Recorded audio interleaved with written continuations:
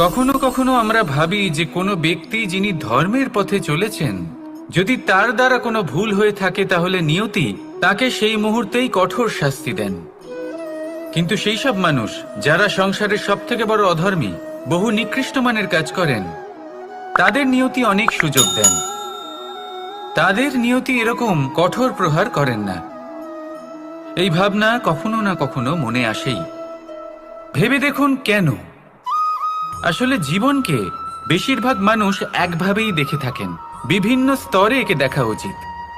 এবার আপনি বলুন, এই সংসারে কোনো অধর্মী কখনো প্রেরণার উৎস হতে পারেন? কখনোই নয়। যে মানুষ নিজের আত্মাকে মলিন করে ফেলেছেন, তিনি এই সংসারকে কিভাবে প্রেরণা যোগাবেন? উনি নিজেই বুঝতে পারেন না কোনটা করা উচিত, ধর্ম কোনটা। তাই নিয়তি তাকে একটা সুযোগ দেন, এটা বোঝার সুযোগ দেন যে কোনটা উচিত, কোনটা ধর্ম। সুযোগ দেন নিজের বিবেক জাগিয়ে তোলার, তাকে সুযোগ দেন নিজের অন্তরাত্মার ডাক শোনার। যখন তাতেও কাজ হয় না, তখন নিয়তির কাছে একটাই পথ বাকি থাকে, আর তা হলো মহাবিনাশ। মহাবিনাশ হয়তো দেরিতেই আসতে পারে, কিন্তু তা অবশ্যই আসবে। আর যখন মহাবিনাশ আসে, তখন মহাবিনাশের যন্ত্রণা সমগ্র মানব জীবনের যন্ত্রণার থেকে অনেক বেশি হয়। এই কথাটা সবসময় মনে রাখবেন। আর অন্যদিকে যে মানুষ ধর্মের পথে চলছেন, তার দ্বারা যদি কোনো ভুল হয়ে থাকে, তখন নিয়তি তার পরীক্ষা নেন। কিছুক্ষণের জন্য মানুষের মনে হতে পারে নিয়তি তাকে কঠোর শাস্তি দিয়েছেন, কিন্তু সময়ের সাথে আমরা সবাই দেখি যে যখন সেই মানুষ সেই পরীক্ষায় উত্তীর্ণ হন, এই সমস্ত সংসারের জন্য প্রেরণার উৎস হয়ে ওঠেন। অর্থাৎ নিয়তি প্রত্যেক মানুষকে তার কর্ম অনুসারে উচিত ফলও দেন, উচিত শাস্তিও দেন। পার্থক্য হলো শুধুমাত্র সময় আর আপনার দৃষ্টিভঙ্গির। তাই ধর্মের পথে চলুন আর আমার সাথে ভালোবেসে বলুন, রাধা রাধা। আমাদের জীবনে অত্যন্ত গুরুত্বপূর্ণ একটা আশা বসবাস করে, বিশ্বাসের রূপে।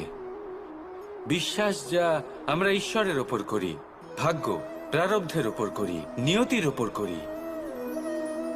যখনই ভালো কিছু হয় আমরা বলি এ হলো ঈশ্বরের দয়া, যখন খারাপ কিছু হয় আমরা বলি এ হলো ঈশ্বরের মায়া। কখনো ঈশ্বর বা ভাগ্য বা প্রারব্ধ বা নিয়তি। আপনি নিজে কোথায় তা কখনো ভেবেছেন? আপনি বিশ্বাস করছেন ঈশ্বরের ওপর, প্রারব্ধের ওপর, কখনো নিজের উপর করেছেন? আমি আপনাকে একটা সহজ কথা বলি, যদি আপনি ঈশ্বরের উপর বিশ্বাস রাখেন, শুধুই ঈশ্বরের উপর বিশ্বাস, তাহলে আপনি সেটাই পাবেন যেটা আপনার ভাগ্যে লেখা রয়েছে। কিন্তু যদি আপনি নিজের উপর বিশ্বাস রাখেন, আত্মবিশ্বাস রাখতে শেখেন, তাহলে ঈশ্বর আর নিয়তি দুজনে মিলে আপনার ভাগ্যে সেটাই লিখবে যা আপনি চাইছেন। তাই মনে রাখবেন, সাফল্যের পথ হলো এই বিশ্বাস। নিজের আত্মবিশ্বাসকে ধরে রাখতে শিখুন, দেখবেন আত্মা প্রসন্নতায় ভরে উঠবে। তাহলে আসুন এই প্রসন্ন ভাব নিয়ে বলুন, রাধা রাধা। এই সংসারে সবচেয়ে বড় পাপ কি হতে পারে? কেউ বলবেন অসত্য, কেউ বলবেন ছলনা, আবার কেউ বলবেন লালসা। না, সংসারে সবচেয়ে বড় পাপ হলো নারী জাতির অসম্মান, নারীর মান ভঙ্গ করা। কারণ এই অপরাধ কেবল নারীর শরীরকেই নয়, বরং তার মন আর আত্মাকেও আহত করে থাকে। তাহলে এবার প্রশ্ন হলো, যে এই অপরাধ করেছে তাকে কি শাস্তি দেওয়া উচিত? কেউ বলবেন শারীরিক যন্ত্রণা, আর কেউ বলবেন মৃত্যুদণ্ড। কিন্তু এই অপরাধের শাস্তি নির্ধারণ করার আগে এটা জানার কি কোনো প্রয়োজন নেই যে অপরাধী আসলে কে? এখন আপনি বলবেন সহজ ব্যাপার, সেই পুরুষ যে নারীর মান ভঙ্গ করেছে। কিন্তু এ কি সম্পূর্ণ সত্যি? নিজের অপমানের জন্য, নিজের সম্মানকে নিজেই হারানোর জন্য কখনো নারী কি নিজে দায়ী হতে পারে না?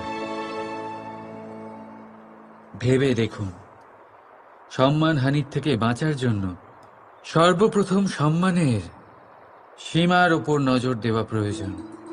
রাবণ সীতার হরণ এই জন্যই করতে পেরেছিলেন কারণ সীতা নিজের বোকামোর জন্য রাবণের সেই সীমা উল্লঙ্ঘন করা সহজ করে দিয়েছিলেন।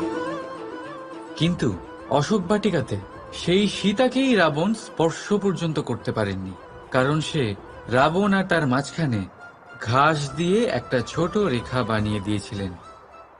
জীবনে না বলতে শিখুন। যদি কেউ আপনার সম্মানের সীমা পার করতে চেষ্টা করে তাহলে তাকে সেখানেই আটকাতে শিখুন। আপনার ওপরে ওঠা প্রথম হাত, প্রথম কটাক্ষ ওইখানেই আটকাতে শিখে নিন। তখন কোনো পুরুষের সাহস হবে না আপনাকে আবার অপমান করতে চেষ্টা করার, কারণ নারী জননী, পূজনীয়। তাই নিজেকে দুর্বল মনে করে আপনি অপরাধী হবেন না। রাধা রাধা। আপনি কি কখনো কোনো জলের ধারা দেখেছেন? তার সামনে যতই মাটি থাকুক না কেন, যতই কাদা থাকুক না কেন, যখন এই জলের ধারা বইতে আরম্ভ করে দেয় তখন এই কাদাকে নিজেই ধুয়ে নিয়ে যায়। ওই কাদাকে ধুয়ে দেয় এবং নিজের পথ নিজেই তৈরি করে নেয়। তাহলে আপনিও এরকম জলের মতো হয়ে উঠুন। যদি হয়ে উঠতে পারেন তাহলে নিজের মনের, নিজের ভাবনার, নিজের জীবনের যত অনাবশ্যক তত্ত্ব আছে, অনুপযোগী অংশ রয়েছে, অর্থাৎ অপরিষ্কার অংশ রয়েছে, তা নিজে থেকেই নির্মল হয়ে উঠবে। আর যেরকম জলের ধারা কখনো থেমে থাকে না, সব সময় বয়ে চলে, সেইভাবে আপনিও কখনোই থামবেন না। সবসময় বয়ে চলুন, এগোতে থাকুন। পথে যদি অনেক বিপদ আসে, সমস্যা আসে, থামবেন না। তার উপর নিরন্তর প্রহার করুন, নিরন্তর প্রয়াস করুন আর অগ্রসর হন। আপনি ভেবে দেখুন, এই জলের ধারা কখনো থেমে থাকে না, সবসময় বয়ে চলে। বিপদের সম্মুখীন হয়ে তাকে সাথে বয়ে নিয়ে চলে। সেই জন্য জলের ধারা, প্রবাহমান এই ধারা, এর থেকে কখনো দুর্গন্ধ আসে না, এতে কখনো ময়লা জমতে পারে না, বরং পালিত হয় সুন্দর প্রাণবন্ত জীবজন্তু, যেমন সুন্দর ছোট মাছ। তাই আপনিও এটাই করুন, কখনো থামবেন না, শুধু চলতে থাকুন, জলের ধারার মতো বইতে থাকুন। আপনি আপনার লক্ষ্য অবশ্যই খুঁজে পাবেন, আর তার সাথে নিজের অন্তরের যে মালিন্য রয়েছে তা আপনি নিজেই নিজের থেকে দূরে করে দেবেন। তাহলে আসুন আর আমার সাথে ভালোবেসে বলুন, রাধা রাধা। সেই কখন থেকে এই পুস্তকটিকে দেখছি, কিন্তু এর থেকে আমি কোনো জ্ঞান লাভ করতেই পারছি না। এবার আপনি বলবেন যে আজ কেমন বিচিত্র কথা বলছি আমি। যদি এই পুস্তক থেকে আমাকে জ্ঞান লাভ করতে হয় তাহলে শুধুই তাকিয়ে থাকলে হবে না, আমাকে এই পুস্তককে খুলতে হবে, পড়তে হবে, তাকে বুঝতে হবে, তবেই তো জ্ঞান প্রাপ্তি হবে। বড়ই সহজ একটা ব্যাপার, কিন্তু একে যাপন করা অত্যন্ত কঠিন, তাই না? আপনি নিজেকেই দেখে নিন। আপনার কাছে অনেক জ্ঞান রয়েছে। সহজ থেকে সহজতর জ্ঞানের কথা যদি বলি, আপনি এটুকু তো জানেন যে সত্যি কথা বলা ভালো কাজ, দান করা হলো পুণ্যের কাজ। আপনি জানেন যে পরিশ্রম করলে সাফল্য আসবে। এই জ্ঞান তো আমাদের কাছে রয়েছে, এমন অনেক জ্ঞান আমাদের কাছে রয়েছে, কিন্তু আলস্যের কারণে, অবহেলা করে আমরা শুধু এই জ্ঞান প্রয়োগ করতে পারি না, এই জ্ঞান যাপন করতে পারি না, একে আচরণে প্রয়োগ করতে পারি না, সেই জন্য দুঃখী হয়ে যাই। তাই আপনার কাছে যা যা জ্ঞান আছে, যা যা জ্ঞান আপনি লাভ করেছেন, সেই জ্ঞান যাপন করা শুরু করুন, জীবনে প্রয়োগ করতে শুরু করুন। এই মন প্রত্যেকটি মুহূর্তে প্রসন্ন থাকবে, আর লক্ষ্যপ্রাপ্ত করে এই মন বলবে, রাধা রাধা। আমি এইভাবে প্রত্যেক দিন নিজের সাথে কিছুটা সময় অতিবাহিত করি, সুচিন্তা করি, কারণ আমি এটা মনে করি যে আমার প্রতিদ্বন্দ্বী অন্য কেউ নয়, বরং আমি নিজেই। আর আমি চেষ্টা করি যে আমি যেন নিজেকে নিজের থেকে বেশি শ্রেষ্ঠ করে তুলতে পারি। তাই প্রতিদিন আমি আকলন করি নিজের কর্মের, যে কাল আমি কি উচিত করেছি কি অনুচিত করেছি, যে ভুল আমি করেছি তা আজকে কি করে শুধরে নিতে পারি। যে শ্রেষ্ঠ কর্ম আমি কাল করেছি, আজও সেই শ্রেষ্ঠ কর্ম আমাকে করতে হবে। শুধু এই প্রক্রিয়াতেই আমি নিজেকে শ্রেষ্ঠ ব্যক্তি, শ্রেষ্ঠ রাজা, একজন শ্রেষ্ঠ পিতা, পুত্র করে তুলি। এইভাবেই আমি একজন শ্রেষ্ঠ মানুষ হয়ে উঠি। আপনিও এই কথা মনে রাখবেন যে আপনার প্রতিস্পর্ধা অন্য কারোর সাথে নয়, বরং নিজের সাথে। তাই নিজের কর্মের আকলন করুন, নিজের মধ্যে যে দোষ আছে তা ত্যাগ করুন, নিজেকে শুধরে ফেলুন। এই মন সবসময় সুপ্রসন্ন থাকবে এবং লক্ষ্য প্রাপ্ত করে বলবে, রাধা রাধা। সকলে আমাকে জিজ্ঞেস করেন যে কৃষ্ণ, তুমি সবসময় হাসি মুখে কি করে থাকো, এত প্রসন্ন কি করে থাকো তুমি? এই সমগ্র সংসারে চতুর্দিকে সমস্যা রয়েছে, দুঃখ রয়েছে, তাও হাসি মুখে কি করে থাকো? সত্যি কথাই বটে, এই সংসারে চারিদিকেই দুঃখ রয়েছে, প্রত্যেকের জীবনে সমস্যা রয়েছে। কৃষ্ণের জীবনে একটু বেশি সমস্যা রয়েছে, তাও আমি হাসতে থাকি। কেন? কারণ হলো প্রেম। আমার সমস্ত মনোযোগ কেন্দ্রীভূত থাকে সেই প্রেমের প্রতি যা আমি পেয়ে থাকি। যেমন রাধার প্রেম, দ্বারকার প্রেম, দাদার প্রেম, স্ত্রীর প্রেম, পুত্রের প্রেম, মাতা পিতার প্রেম আদি ইত্যাদি। আমার মনোযোগ এই প্রেমের প্রতি কেন্দ্রীভূত থাকে। আর যখনই আমি এই প্রেমের কথা স্মরণ করি, মুখে দুশ্চিন্তা অথবা দুঃখের আবেগ দেখা অসম্ভব ব্যাপার। শুধু এটাই হলো রহস্য কৃষ্ণের হাসি মুখে থাকার, তার হাসির রহস্য। আপনিও জীবনে এটাই করুন। আপনি জীবনে যে ভালোবাসা পেয়েছেন তার প্রতি মনোনিবেশ করুন।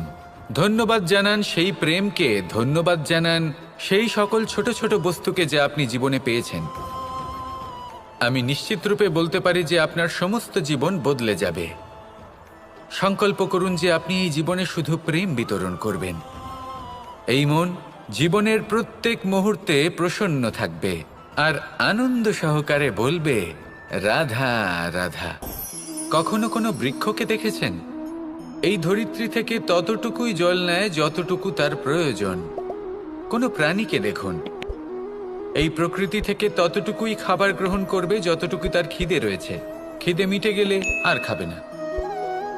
এবার মনুষ্যকে দেখুন, সে নিজের জীবনে যা কিছু পেয়েছে, বস্তু, ধন, খাবার, শক্তি, প্রয়োজনের থেকে অনেক বেশি লাভ করার চেষ্টা করে থাকে। প্রয়োজনের থেকে বেশি যদি পেয়েও যায় তাহলেও তার কম মনে হয়। এবার এরকম ঠিক কেন হয়? এর পিছনের কারণ কি? কারণ হলো লোভ। লোভের আগুন কিছু এমন হয়, যদি মানুষের মনে একবার প্রজ্বলিত হয় তাহলে শুধু বাড়তেই থাকে। ততক্ষণ বাড়বে যতক্ষণ না আপনি নিজে তাকে বাধা দিচ্ছেন। তবে এই লোভের আগুন নিয়ন্ত্রণ করা সম্ভব। পরিমিতিবোধ,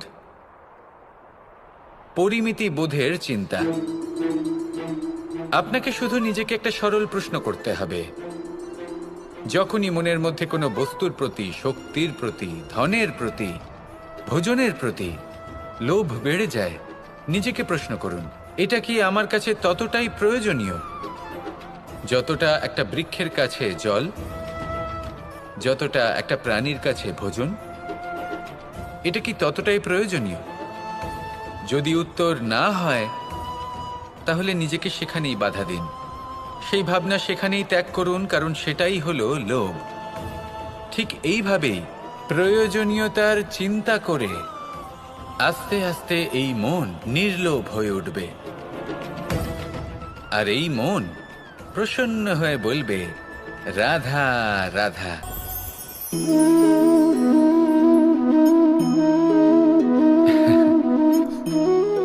ঘুমের মধ্যে আমরা বিভিন্ন ধরনের স্বপ্ন দেখি, কিছু সুখের, কিছু দুঃখের, কিছু অত্যন্ত ভয়ানক। কিন্তু সত্যি কথা বলতে এর উপর আমাদের কোনো নিয়ন্ত্রণ নেই। কিন্তু আমি এমনও কিছু ব্যক্তিকে দেখেছি যারা খোলা চোখে স্বপ্ন দেখেন এবং তা যাপন করেন। নিজেদের একটা আলাদা স্বপ্ন নগরী আছে ওনাদের। সেখানেই জীবনযাপন করেন। আসল বাস্তবটা কি তাতে ওনাদের কিছুই যায় আসে না।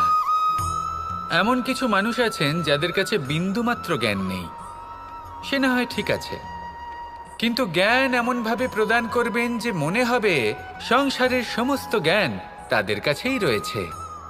এমন কিছু মানুষ আছেন যারা ভালোবাসতে জানেন না, আর তাও আমি মেনে নিলাম, কিন্তু কথা এমনভাবে বলবেন তাতে মনে হবে যেন প্রেমের বিষয়ে সবকিছু শুধুমাত্র ইনিই জানেন। এবার আমি এমন কথা অবশ্যই বলছি না যে আপনি এরকম করেন, কিন্তু যদি কোনো ব্যক্তি এরকম করেন তাহলে তার এটা মাথায় রাখা উচিত যে সেই ব্যক্তি অন্য কারোর সাথে নয়, নিজের সাথে অনুচিত করছেন। কারণ এমন কাজ করে উনি নিজের দোষ, নিজের অপগুণ সংসারের কাছে নয়, নিজের কাছে লুকোচ্ছেন। আপনি যদি নিজেকে বুঝতে না পারেন, সম্পূর্ণরূপে নিজেকে আকলন না করেন, নিজের অপগুণ, নিজের দোষ পূর্ণরূপে না বুঝতে পারেন, তাহলে এটা কি করে বুঝবেন যে নিজেকে কিভাবে শুধরে নিতে হবে? আপনাকে নিজের সত্য স্বীকার করতেই হবে, তারপরেই আপনি নিজেকে পরিবর্তন করতে পারবেন। তাহলে স্বপ্নে নয়, বাস্তবে বাঁচুন, আনন্দে বাঁচুন, আর আমার সাথে ভালোবেসে বলুন রাধা রাধা। মানুষের জীবন দেখলে এতে সংকটও আসবে, বিপদও আসবে, অনেক সমস্যাও আসবে। কখনো কখনো এমন সময় আসবে যখন আমাদের আপনজনের থেকে সাহায্য চাইতে হয়। আমরা সাহায্য চাই আর তারা সাহায্য করেও দেন, আমাদের সংকট থেকে মুক্তও করে দেন। কিন্তু যখন এই সময় বদলে যায়, যখন সুখের সময় আমাদের জীবনে আসে, তখন আমাদের মনে একটা অহংবোধ জেগে ওঠে। মনে হয় উপকার আবার কি, সেই ব্যক্তি সাহায্য করেছিলেন তাতে কি, উনি তো নিজের কর্তব্য পালন করছিলেন। সেই ব্যক্তি আমাদের ধন দিয়েছিলেন যখন প্রয়োজন ছিল, তো আমরা সেই ধন তো ফিরিয়ে দিয়েছি, উপকার কিসের? এই ভাবনা অনুচিত। যদি কোনো ব্যক্তি আপনাকে সাহায্য করে থাকে যখন কেউ করেনি, যখন আপনার সবথেকে বেশি প্রয়োজন ছিল, সেই সাহায্য অমূল্য, আর সেটা উপকারী বটে। যদি কেউ উপকার করেন তাহলে বিনম্র চিত্তে ভালোবেসে আজীবন তার উপকারের প্রতি কৃতজ্ঞ থাকুন। কারণ সত্যি কথা বলতে এই সংসারে উপকার করার মতো ব্যক্তি খুব কম রয়েছেন, আর উপকারীর কথা মনে রাখেন এমন কৃতজ্ঞ ব্যক্তি আরও কম। সেই জন্য জীবনে কৃতজ্ঞ থাকুন আর আমার সাথে ভালোবেসে বলুন রাধা রাধা। কথায় আছে অন্ধকারে প্রদীপ প্রজ্বলিত করলে চতুর্দিক আলোকিত হয়, কিন্তু যদি এই প্রদীপ আমি সূর্যের আলোর সম্মুখে সকালবেলায় প্রজ্বলিত করে রেখে দিই, তাহলে কি হবে? আপনি বলবেন যে এটা করে তো কোনো লাভই হলো না, সূর্যের প্রকাশের সামনে এই প্রদীপ আসলে কিছুই নয়। এবার এই চিন্তা ভাবনা প্রত্যেক দিন করতে হবে, আর একটা অমূল্য শিক্ষা পেতে হবে। মনে করুন যে আপনি মহাপুরুষের সামনে বসে আছেন, কোনো মহাজ্ঞানীর সামনে, তাহলে সেই ব্যক্তির সামনে নিজের জ্ঞানের প্রদীপ প্রজ্বলিত করবেন না, নীরব থাকুন, আর সেই ব্যক্তির সূর্যের প্রকাশের মতো জ্ঞান প্রাপ্ত করুন। যতটা পারবেন জ্ঞান লাভ করুন। যদি এমন কোনো সময়, এমন কোনো স্থানে আপনি আছেন যেখানে চতুর্দিক অন্ধকার, কারোর কাছেই জ্ঞান নেই, সেখানে নিজের জ্ঞানের প্রদীপ প্রজ্বলিত করুন। এমন করলে দুদিক থেকেই আপনার লাভ হবে, আপনার জ্ঞান প্রাপ্তিও হবে, আর জ্ঞানের সঠিক প্রয়োগও করতে পারবেন। আর এই মন প্রসন্ন হয়ে বলবে রাধা রাধা। আমি রাধাকে ভালোবাসি, আর এই কথাটা সমগ্র সংসার জানে। আর সময় অন্তরে লীলার দ্বারা, বিভিন্ন ঘটনা দ্বারা, কর্মের দ্বারা আমি নিজের এই ভালোবাসা রাধার সামনে প্রকাশ করি। এবার আপনি বলবেন এসবের কি প্রয়োজন? রাধা কি এই কথা জানে না যে কৃষ্ণ তাকে কতটা ভালোবাসে? অবশ্যই জানে, কিন্তু এই যে ভালোবাসা, তা মনে রেখে দেওয়ার জন্য নয়, তা প্রকাশ করার জন্য। আর বারংবার এই ভালোবাসাকে প্রকাশ করা উচিত, উচিত সময় এবং উচিত সুযোগ দেখে। কিরকম?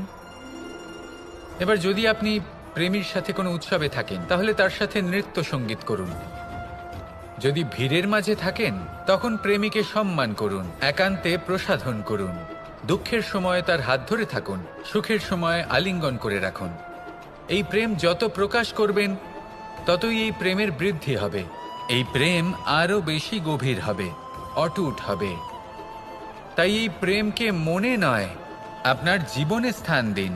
মন খুলে প্রকাশ করুন আর আমার সাথে ভালোবেসে বলুন, রাধা রাধা। এবার ধরুন আমাকে দ্বারকা থেকে হস্তিনাপুর যেতে হবে, আর পথে আমি প্রত্যেকটা এমন স্থানে দাঁড়াচ্ছি যেখানে আমার মন আপ্লুত করার মতো কোনো দৃশ্য দেখতে পাচ্ছি, বা কোনো ব্যক্তিকে দেখতে পাচ্ছি, বা কোনো প্রসঙ্গ দেখতে পাচ্ছি, বা কোনো নাটক দেখতে পাচ্ছি। তাহলে কি আমি কখনো হস্তিনাপুরে উচিত সময়ে পৌঁছতে পারবো? কখনোই নয়। মানুষকেও ঠিক এই কথাটাই মাথায় রাখতে হবে। মানুষ মনের মধ্যে একটা লক্ষ্য স্থির করেন, সেই পথে অগ্রসর হয়ে পড়েন। এবার সেই পথে এগোতে এগোতে অনেক মানুষজন, অনেক ঘটনা, অনেক সমস্যা চলে আসে, যার ফলে তার মন বিচলিত হয়ে পড়ে। যদি মন বিচলিত হয়ে যায় তাহলে লক্ষ্যের প্রতি কিভাবে একাগ্রচিত্ত হবেন? সেই জন্য অত্যন্ত আবশ্যক যে আপনি সময়ের সদ্ব্যবহার করুন সেই পথে চলার জন্য। সেই পথে সামনে এগোতে থাকুন, চোখ থাকবে শুধু লক্ষ্যের দিকে। যখনই আপনি বুঝবেন যে আপনি লক্ষ্যভ্রষ্ট হচ্ছেন, আবার সেই পথে নিজেকে টেনে আনুন। ঠিক এইভাবেই এগোতে থাকুন, সাফল্যের শিখরে গিয়ে পৌঁছন, আর সেখানে গিয়ে আনন্দের সাথে উচ্চ স্বরে বলুন, রাধা রাধা। কি অমূল্য, কি সুন্দর এই রত্ন। এবার ভেবে দেখুন, যদি আমি এই রত্নকে ব্যবহার করি আখরোট ভাঙার জন্য, তাহলে কি হবে? বা ভেবে দেখুন, এই রত্ন নিয়ে আমি যদি বন্ধুদের সাথে খেলা করতে শুরু করে দিই, তাহলে কি হবে? আপনি তো হাসবেন আমার ওপর। আপনি বলবেন, এত অমূল্য একটা রত্ন, এর দ্বারা কত দুঃখ দূর করা সম্ভব। এই মূল্যবান রত্নের আমি অপব্যবহার করছি। একদম ঠিক বলেছেন, আমি মেনে নিচ্ছি। মূল্যবান বস্তুর অপব্যবহার করা অনুচিত। কিন্তু আপনিও তো তাই করছেন, তাই না? ভেবে দেখুন, মানুষ এই সংসারের সর্বশ্রেষ্ঠ প্রাণী, আর মানুষের এই শরীর সব থেকে মূল্যবান রত্ন। এবার এর সাথে আপনি কি করছেন? অপব্যবহার করছেন না, নিজের স্বাস্থ্যের যত্ন নিচ্ছেন না, আপনি অনুচিত পথে চলছেন শুধুমাত্র ধন অর্জন করার জন্য, পাপ কাজ করছেন। কি না করছেন? এটা অপব্যবহার নয়? ভেবে দেখুন, আমরা এই মানব শরীরের সাথে কি করতে পারি। যদি এর আমরা সদ্ব্যবহার করি তাহলে অনন্ত পুণ্য অর্জন করতে পারি, যার দ্বারা শুধুই নিজেকে নয় বরং আমাদের আশেপাশের সকলকে সন্তোষ প্রদান করতে পারি। তাই সংকল্প নিন, এটাই যে মানব শরীরের আমি সদ্ব্যবহার করব, পুণ্যের পথে চলব, সকলের মঙ্গলের জন্য, সকলের প্রসন্নতার জন্য। এই কর্ম করুন, এই পথে চলতে থাকুন। এই মন সন্তোষ বোধের সাথে বলবে, রাধা রাধা। এই সংসারে আমি একজন কুশল সারথি হিসেবে প্রসিদ্ধ, কিন্তু এমনটা ঠিক কেন? কারণ আমি প্রত্যেকটা মুহূর্তে রথের নিয়ন্ত্রণ নিজের হাতে পূর্ণরূপে রাখি। যেই না রথ পথভ্রষ্ট হয়ে পড়ে, সেই মুহূর্তে তাকে সঠিক পথে নিয়ে আসি। শুধু সেই জন্য সবাই আমাকে কুশল সারথি বলেন। এবার আপনাকেও আপনার জীবনে কুশল সারথি হয়ে উঠতে হবে। অর্থাৎ আপনাকে রথ চালাতে হবে না, শুধু আবেগের উপর নিয়ন্ত্রণ রাখতে হবে। কখনো কখনো জীবনে এমন কাজ আসে যেখানে মন রসবোধ খুঁজে পায় না, তখন মন বারংবার সেই পথ থেকে সরে যায়, সেই পথ থেকে বিচলিত হয়ে মন অন্যদিকে চলে যায়। তখন আপনাকে আপনার মনের ওপর পূর্ণ নিয়ন্ত্রণ রাখতে হবে, তার রাশ নিজের হাতে পূর্ণরূপে ধরে রাখতে হবে। যেই না মন পথভ্রষ্ট হবে, তাকে পথে নিয়ে আসতে হবে, আবার পথ হারাবে, আবার পথে নিয়ে আসতে হবে। তাই মনে রাখবেন, যদি আপনি নিজের মনকে নিয়ন্ত্রণ করতে পারেন, নিজের জীবনকেও নিয়ন্ত্রণ করতে পারবেন। নিজের জীবনে কুশল সারথি হয়ে উঠুন, তাহলে মনোবাঞ্ছিত স্থানে এবং লক্ষ্যে পৌঁছতে পারবেন। আর তখন এই মন আর এই জীবন প্রসন্ন হয়ে বলবে, রাধা রাধা। একবার একটা শেয়াল বনে বিচরণ করছিল। ও একটা ছোট্ট শাবক দেখতে পেল। ও ভাবলো, আজ একেই আমি খাবার হিসেবে গ্রহণ করব। আশেপাশে দেখলো কেউ দেখছে না তো, কেউ ছিল না। আর সেই শাবকের ওপর আক্রমণ করলো, যা হলো একটা ঘোর অপরাধ। বনের নিয়ম অনুসারে আপনি কখনোই শাবকের ওপর আক্রমণ করতে পারেন না। তারপর এই খবরটা যখন রাজা সিংহ জানতে পারলেন, সভার আয়োজন করলেন। কিন্তু সেখানে শেয়াল বলল, আমি তো এরকম কিছু করিনি। কিন্তু যদি আপনি এরকম বলেন, কোনো প্রমাণ দিন, এর কোনো সাক্ষী আছে? তখন রাজা সিংহ পেঁচাকে ডেকে পাঠালেন, যে সেই মুহূর্তে বৃক্ষের শাখার ওপর বসেছিল। সে সব কিছু দেখেছিল। পেঁচা সব সত্যি কথা বলল, আর শেয়ালকে মৃত্যুদণ্ড দেয়া হলো। এবার এই কাহিনী আমি আপনাকে কেন শোনালাম? কারণ মানুষও কখনো কখনো এরকম কর্ম করেন যা শিয়াল করেছে। এটা ভাবেন কেউ দেখছে না, যখন আমি অনুচিত কর্ম করতেই পারি। কিন্তু না, আপনি যাই করুন না কেন, কেউ না কেউ অবশ্যই তা দেখছে। কোনো ব্যক্তি না হলেও কোনো প্রাণী, না হলে কোনো যক্ষ বা দেব বা প্রেত। যদি এনারা কেউ না দেখেন, তাহলে ধরিত্রী মাতা দেখেন, যেখানে দাঁড়িয়ে আপনি সেই কর্ম করছেন, তাই না? তাই একটা কথা সবসময় মনে রাখবেন, কে দেখছেন কে দেখছেন না সেই বিষয়ে ভাবা ছেড়ে দিন। এটা খুব সহজ কথা। আপনি যদি উচিত কর্ম করেন, উচিত ফল পাবেন। যদি অনুচিত কর্ম করেন, তাহলে আপনি অনুচিত ফল অবশ্যই পাবেন।